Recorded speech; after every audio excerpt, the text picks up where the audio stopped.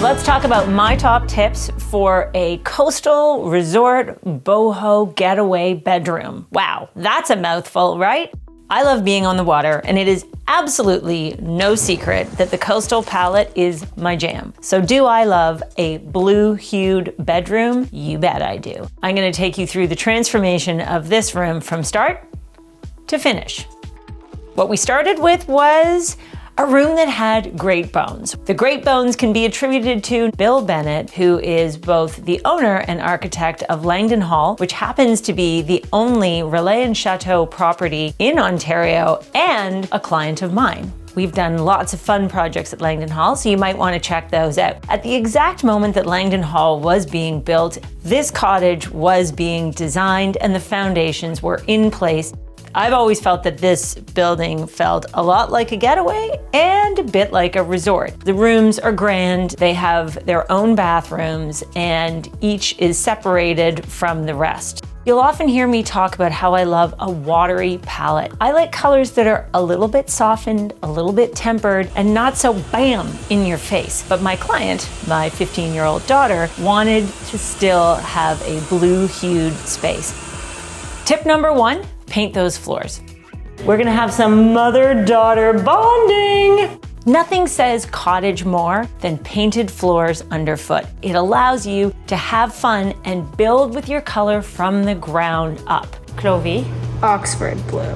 When it comes to floor coverings, bigger is always better. One of the worst things you can do in a room is choose a rug that is too small. It wrecks the whole proportion of the room. In this space, I actually used a rug that is 9 by 12 feet. That is big for a bedroom. When you get a bigger rug, you get more coverage. Instead of wasting all the rug you've bought underneath the bed, you have enough room to walk on it around the bed. And that's what creates that soothing, cozy, comfy getaway feel. When it comes to bed sizes, I always try to max out and get the biggest bed that will fit in the space. Because who doesn't love sleeping in a king-size bed? This allows the greatest flexibility for the future. When you're designing the ultimate bedroom, you always need to think about proportions and heights.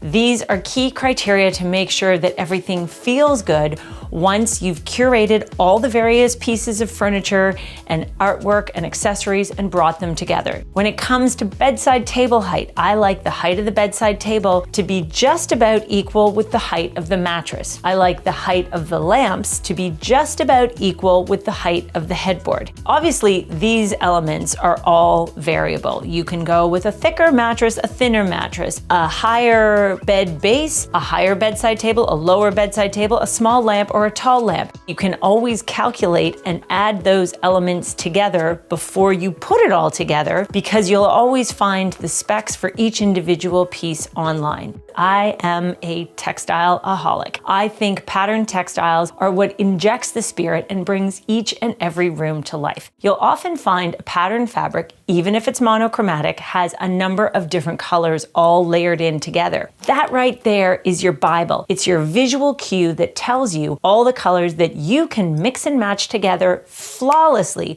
with the ultimate success in your finished room. Let's start with the headboard. This was the first choice we made for the room. It looks like abstract water. That sets the tone for the bedroom we're trying to create. Next, we layered on a geometric. This is sort of a hand-drawn, almost looks like a chevron pattern. It's on the pillows. In front of that, we have another geometric pattern, and this is sort of a ribbon wave. Next, we have an oversized floral. This is a watercolor floral. It's soft, it's pretty, it's delicate. This is the fabric that is on the swinging chairs in front of the windows. It weaves all the colors together. Then we've got a solid. It's a soft cotton velvet that's washed because it's so nice to have something cozy to curl up with. And the final touch is a quilt. How do you set the right tone for any bedroom with the bedding? It's not about how much it costs. It's about how it feels. I found a great duvet cover from H&M. So we have a stripe on one side and a check on the other. It's ruffled and frayed. It feels really casual. It injects that little bit of boho flavor, and it is the softest, coziest cotton.